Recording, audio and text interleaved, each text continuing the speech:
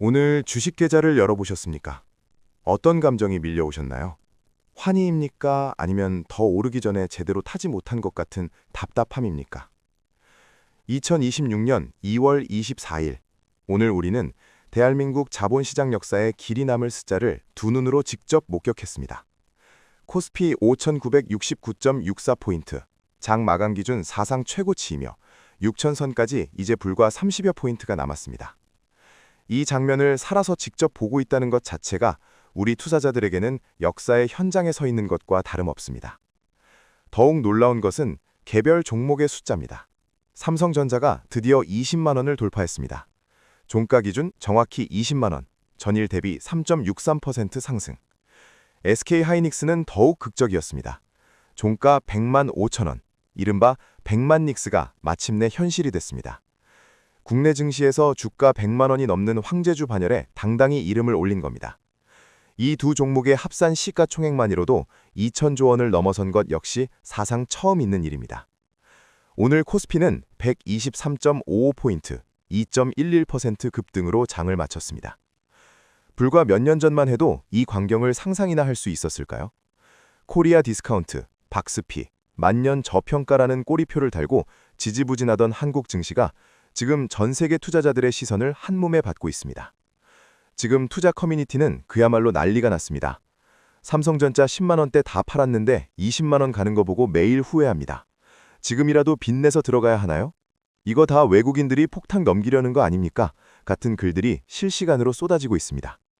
환희와 후회, 그리고 짙은 의심이 뒤섞인 이 혼란스러운 분위기 속에서 제가 오래전부터 한국 주식에 투자해온 한 사람으로서 이 숫자들을 보며 기쁘면서도 동시에 무섭습니다. 더 오를 것 같으면서도 언제 꺾일지 몰라 손이 떨리는 것도 사실입니다. 이 영상은 단순한 축포가 아닙니다. 지금 이 상승의 구조를 제대로 이해하지 못하면 플랫폼에만 서 있다가 기차가 떠나는 것을 멍하니 바라보는 꼴이 될 수도 있습니다. 여기서 한 가지 묘한 점이 있습니다. 어젯밤 미국 나스닥은 트럼프 행정부의 글로벌 관세 강행 우려가 다시 불거지면서 1.5% 이상 하락했습니다. 과거의 한국 증시였다면 어땠을까요? 미국이 기침하면 우리는 폐렴에 걸리던 시절이 분명 있었습니다. 아침장이 열리자마자 공포 매물이 쏟아지고 지수는 3% 넘게 추락하는 것이 당연했죠. 그런데 오늘은 달랐습니다. 오전에 잠깐 미국의 약세를 반영하는 듯하더니 이내 용수철처럼 튀어올랐습니다. 시장이 뭔가 근본적으로 달라졌다는 신호입니다. 수급 데이터를 보면 그 이유가 명확하게 보입니다. 오늘 개인 투자자들은 무려 2조 3천억 원어치를 내다 팔려 차익 실현에 나섰습니다. 외국인도 소폭 매도했죠.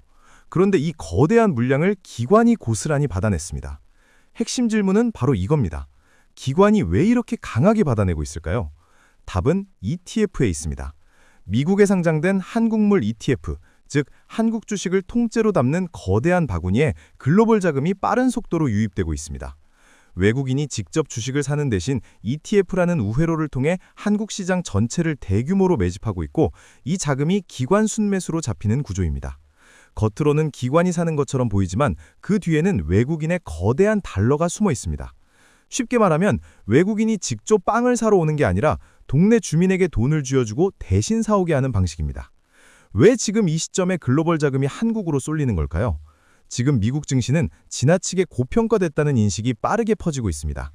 트럼프 관세 정책의 여파로 달러는 약세로 돌아서고 갈 곳을 찾는 글로벌 자본이 반도체라는 확실하고 강력한 무기를 가진 한국을 저평가 매물로 보기 시작한 겁니다. 그들에게 지금 한국 증시는 강남 노른자 땅에 나온 반값 매물이나 다름없습니다. 삼성전자가 올 들어 67%, SK하이닉스가 54% 급등했음에도 불구하고 해외 주요 투자은행들은 삼성전자 목표 주가를 최대 29만 원, SK하이닉스는 최대 160만 원까지 올려잡고 있습니다. 아직 갈 길이 남아있다는 판단입니다. 저는 이 지점에서 솔직히 매일 고민합니다. 지금 추가 매수를 해야 하는가 아니면 일부 차익 실현을 해야 하는가? 감정적으로 판단하지 않으려고 노력하지만 숫자가 이렇게 빠르게 올라갈수록 머릿속은 더욱 복잡해집니다.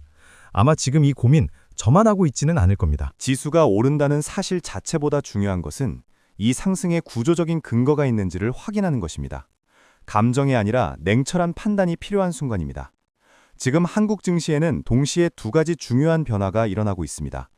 이것을 모르고 단순히 지수만 바라보다가는 보유 종목의 방향을 완전히 잘못 잡을 수 있습니다.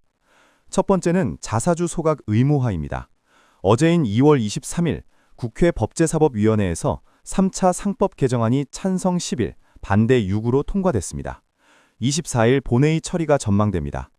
핵심 내용은 기업이 취득한 자사주를 1년 이내에 반드시 소각해야 한다는 것입니다. 과거 한국 기업들은 자사주를 사들이고도 금고에 쌓아두기만 했습니다. 대주주 경영권 방어 수단으로만 활용했을 뿐 주주에게 실질적으로 돌아오는 혜택이 거의 없었죠. 이 오랜 관행이 이제 법으로 바뀌게 됩니다.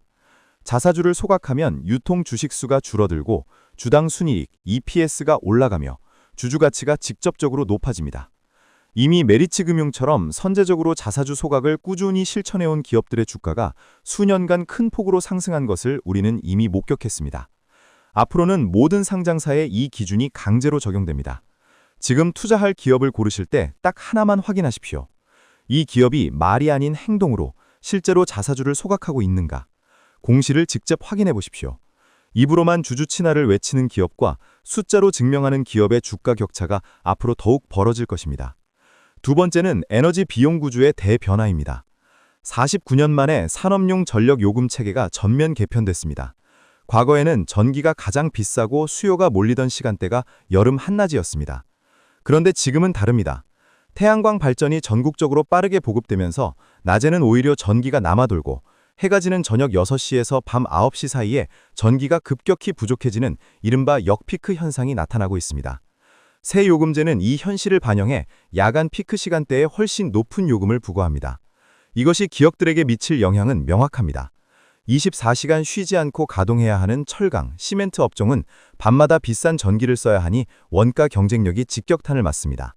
반면 낮 시간 위주로 공장을 돌리는 반도체, 자동차 업종은 상대적으로 저렴한 전기를 활용하며 원가를 아낄 수 있습니다. 세상이 이렇게 빠르게 뒤집히고 있습니다. 과거의 상식에 머물러 있으면 이 변화의 승자가 될 수 없습니다. 지금 여러분이 보유 중인 종목이 이 변화에서 수혜를 받는 쪽인지 피해를 보는 쪽인지 냉정하게 한번 점검해 보시기 바랍니다. 정리하면 이 두 가지 변화는 단순히 좋은 기업과 나쁜 기업을 가르는 것이 아닙니다. 같은 상승장 속에서도 어떤 종목을 들고 있느냐에 따라 수익률이 완전히 갈리는 구조적 옥석 가리기가 시작됐다는 의미입니다.